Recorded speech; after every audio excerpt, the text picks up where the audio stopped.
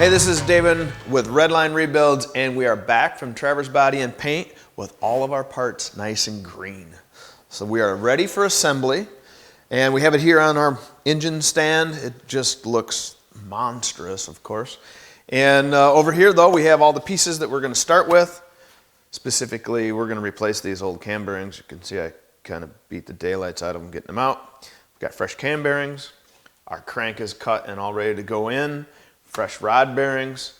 We have a fresh Delta camshaft to go in. And of course, pistons and rods and everything is all refurbished. So our short block should just slide together. Fingers crossed. All right, so you can see I have all my bearings set out here on representative pictures because it does make a difference how these are installed.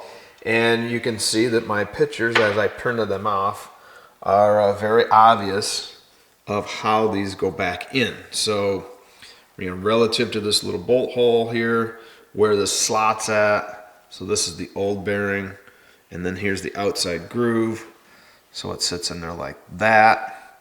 And then comparing that to the new one, you have similar function. The groove might be off a little bit, but basically get the point. I'm gonna lay it this way. So that'll be that one. And then again over here, the same thing on the back side. Now, again, very important to point to what you're trying to indicate, but don't put your finger in the way of what you're trying to indicate. So here, I can't see where this little detail is at. It's actually from the other side, and I think I would be able to see it without a doubt if, well, this guy's finger wasn't right in the way. But having the old bearing still, I can match up the little wear line basically from installing the camshaft at one point in time where it kind of hit right here, and it's not on this side. So that's how we're putting that one together, that one in, and of course the last one. With that, let's get our tool ready to go. So we're going to put the smallest one in first.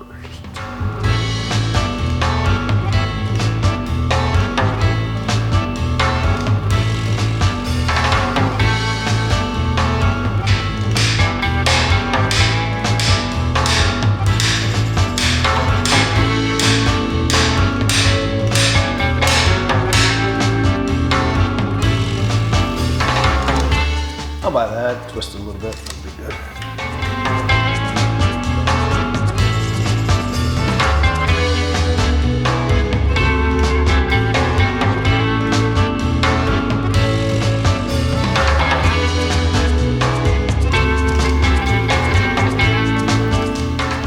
Cam bearings down.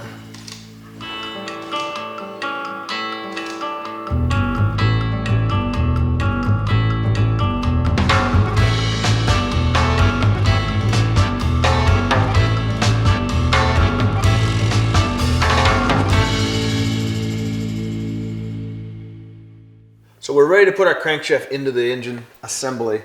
And first thing we need to do is go through and mic the journals, both the mains and the rod journals, and verify that our oil clearances are correct. To do that, I need to use the micrometer on the crankshaft, and then I'm going to take the mains and the respective bearing, torque them into the block, and do the same thing on the rods. And measure the IDs on both of them. That gives us our oil clearance. And my rockauto.com tip of the day is, while you're doing this part and any part of the engine, anything that's critical, write it down. I happen to have this engine data sheet that I pulled off of the internet, and I'm going to use it, modify it, mark it up, but it gives me a place to look at things. It also shows some areas that you might want to look at in case you forget about it. Then, when you're all said and done, this is a nice piece of paperwork to A, go with the motor, and B, if you happen to run into any problems, you can go back and say, yes, I did this, or no, I didn't. So, that's my tip.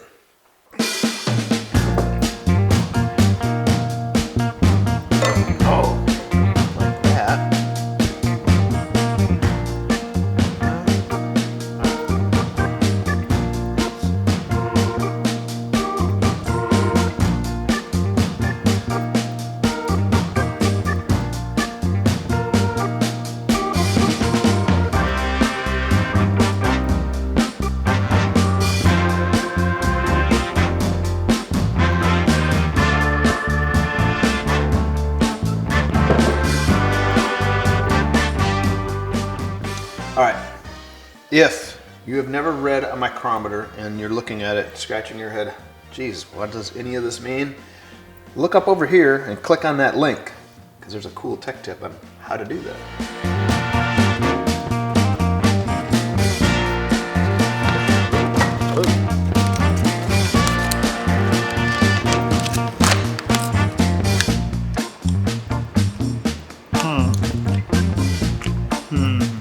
I don't think these are gonna hurt.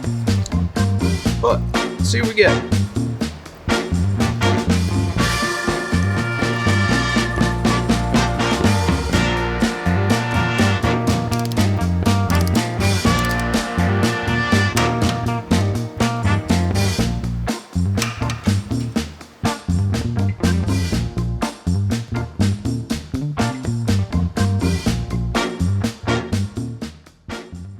All right, so we're checking our rod, big ends right now.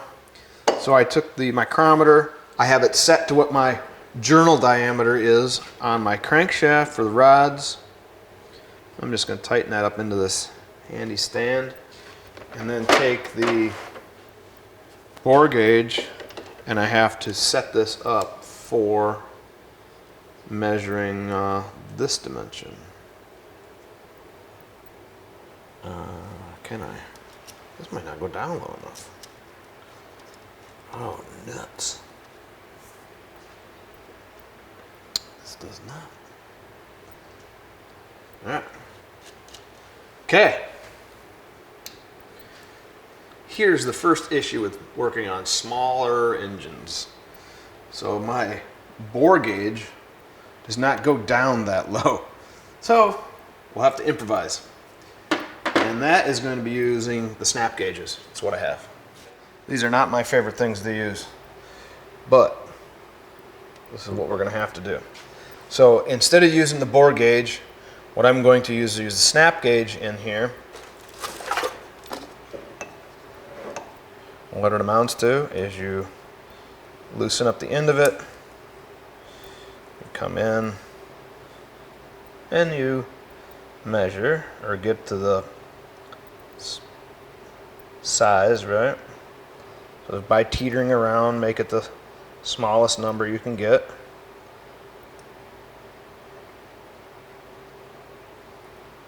No different than what I do with that, but I have to come in over here now and remeasure it. So take my lock off. I believe this is going to be big, but let's see. These particular bearings measure 1 inch, 6, 25 plus 5 is 30. And if you subtract that from 630 from 616, you have 14 thousandths of clearance. That ain't gonna work. So as I suspected, we grabbed standard bearings instead of 10 overs, and here's why. We ordered the bearings before we cut the crank. So when we got the crankshaft down to the crank guy says, hey, gotta go 10 over, cool, no big deal, and then forgot to get the correct bearings. There's the first stopper in the program, but hey, not the end of the world, hopefully. So we'll have to get some different bearings for those, but that will not stop us from proceeding forward with putting our crankshaft in. So we have to now move on over to the crankshaft. We'll measure those bearings, and then we can install the crankshaft, and then we're a little bit stuck.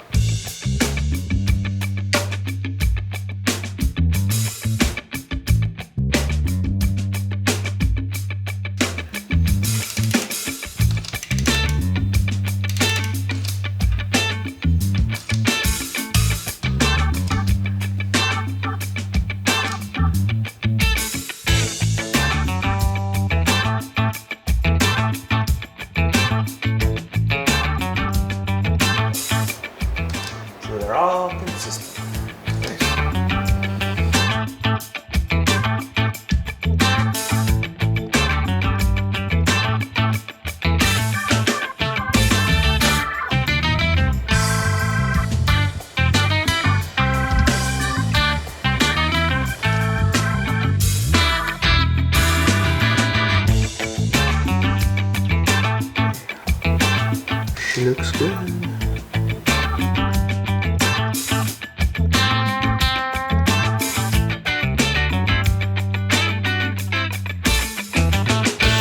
All right, well, since our short block needed a timeout because our rod bearings aren't correct, I'm gonna move over here to the head and get the cylinder head assembled with freshened valves and brand new valve springs, keepers, retainers, seals, so on and so forth. Got to keep this ball rolling.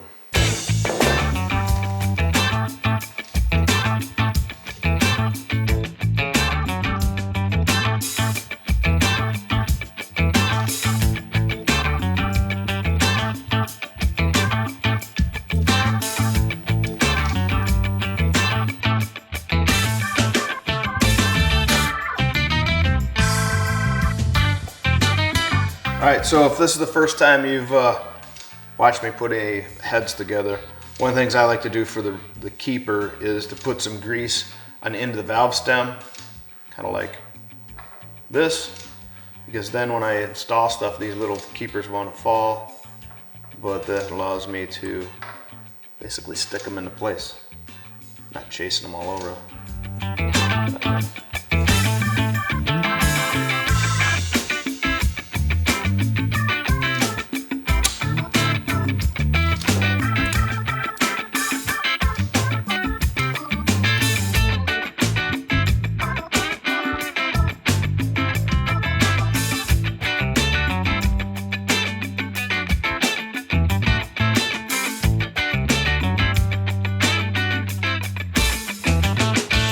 Here is our cylinder head completely assembled.